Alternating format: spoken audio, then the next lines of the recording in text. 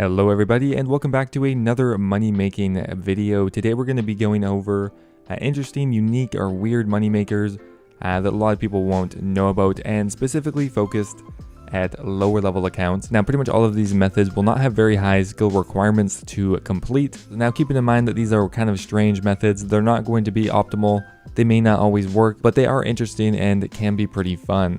Anyway guys, hope you enjoyed the video and let's get started. Now, first up here, I have a really interesting one, maybe not that viable, but have you guys ever heard of a charge Dragonstone scroll?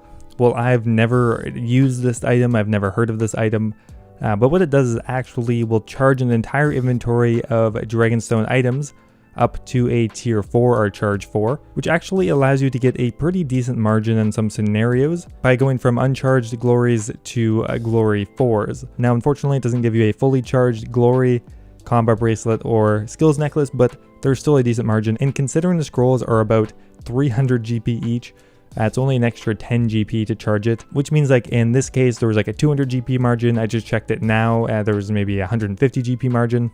It's really not that bad. The only downside is it takes a lot of money to do, as the glories are kind of expensive and you can rip through an inventory extremely quickly. You could charge 1,000 glories in a very short period of time, probably only a few minutes. So if you have a fair bit of money to work with and a bit of patience, this method could actually pay off. However, most likely you wouldn't get more than a couple 100k an hour, maybe 300 to 400k max. Now the next method I have here is creating a Gothics rest tea.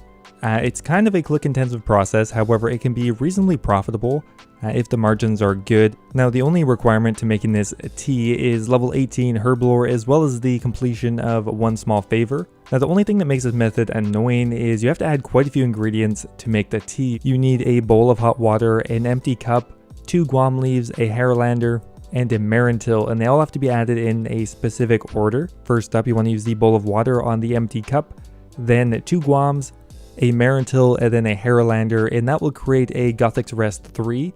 At that point you can go ahead and decant it into a Gothics rest 4, as they will sell a bit quicker.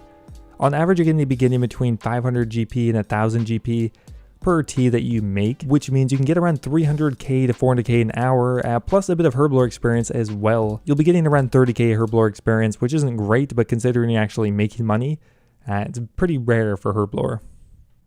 Now the next method I have here is a pretty common method, however I don't actually see that many people doing it in the woodcutting guild, and that is creating planks. Right now with the margins on planks, it's actually pretty cost effective to just do regular logs and create regular planks, assuming you're not casting the plank make spell. Now what's good about the woodcutting guild is the sawmill is much closer than the one that's in the northeast section of Varrock. All you will need is 60 woodcutting and 100% Hosidius House favor, and luckily Hosidius House favor is one of the easiest ones to get. It's actually a substantial amount closer. We're fully zoomed in here and we can easily see the sawmill within our map. Now here's the run for the other sawmill. It's all the way up here, down, and to that bank. It's a fairly substantial amount closer, so all you'll need is the cash in your inventory, run down to the sawmill, go ahead and buy all on the regular planks, and run back. The GP per hour here is around, again, 300 to 400k an hour, and for the requirements necessary, I think it's a reasonable method, as well as it being fairly AFK. Coming up next here is another kind of cutesy method, and that is creating Ogre Bows. To unlock the ability to actually make these, you'll need to complete Zogre Flesh Eater, as well as have 30 fletching. And now all you need to do is buy wolf bones, achy tree logs, as well as bowstrings from the Grand Exchange. Now it is pretty simple. All you need to do is withdraw 9 of each, use your knife on the achy tree log, and create an unstrung composite bow. And you're actually going to get a solid amount of fletching experience an hour as well, assuming that you can keep selling the bows at a reasonable price.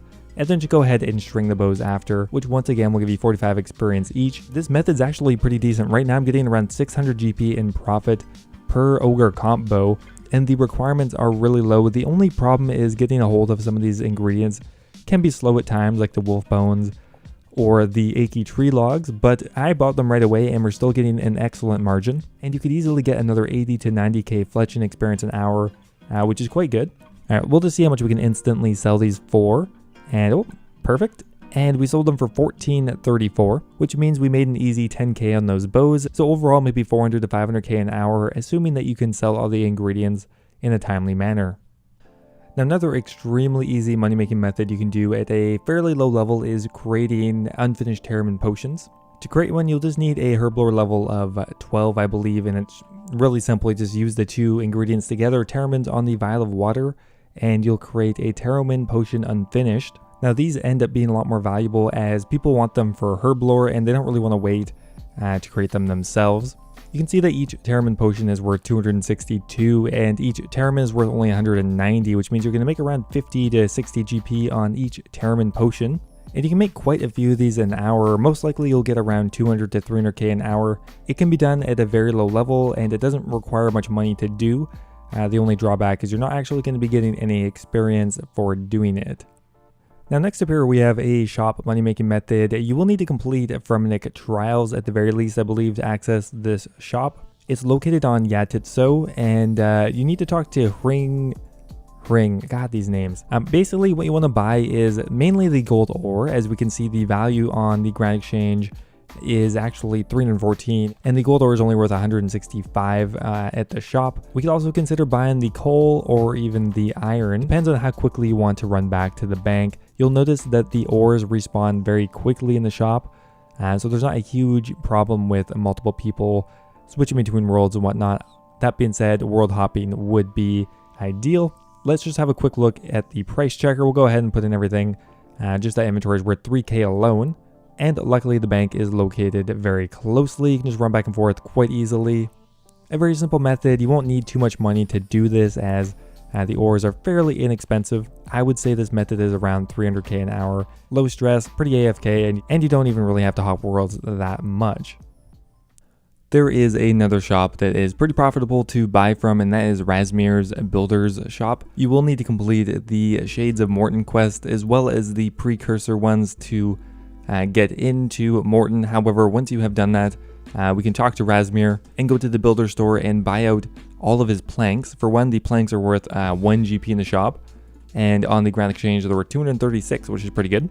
And also you could buy out the limestone bricks, not a bad option as well, selling for 172 on the Grand Exchange and only 98 in the shop. You really don't actually need much money to do this, maybe 500 or 600k. Now, if you did have access to the Bergdarat teleport, it is quite handy, but not necessary by any means. And then we'll go ahead and bank in Bergdarat and repeat. A very simple method, especially if you actually have almost no money, as the planks are only selling for 1 GP, which makes it viable with like 1000 GP. Now, one thing I do on my channel quite a bit is item set combinations, but I'm generally focusing on more expensive items. But for anyone who's actually taken a gander at the item sets, there's actually some lower level ones as well.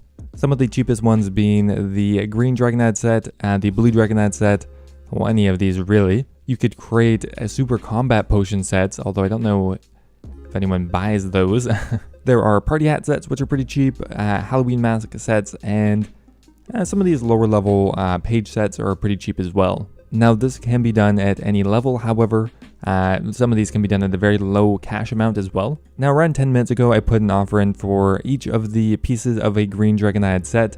I'll go ahead and collect them. Now, I can see here we did a margin check a few minutes ago, and now all I did was buy a green Dragonad set instantly, and then go ahead and unpack it at the Grand Exchange by going to the Sets tab and unpacking, and then just sell off all of the pieces, and you should get the margin exactly. Okay, so 8,000 minus 1301 minus 2150 minus 4260 is around 300 GP in profit per set combination, which is pretty decent for almost no work. Sometimes you can get 1000 GP margins if you're lucky. And then we're just going to go ahead and sell the completed sets for 7,999. I really don't see that many people doing these lower level item sets, but if you don't have that much money, it can be a pretty decent, somewhat unique money making method to do. Anyway guys, that is going to be it for today's video. If you have any other money making methods that you would like to share that you think are unique, interesting, or otherwise unknown, go ahead and leave a comment down below or shoot me a tweet, email, whatever you like. Now, one last thing I wanted to mention before I go is I have some new equipment I'm kind of working with here, and I'm getting used to how it works, so the audio quality or volume may be a little erratic. for the next couple of days, but overall I think it's going to be a big upgrade. Anyway guys, I hope you enjoyed the video. If you did, don't forget to leave it a like. I always appreciate it, and I will see you next time.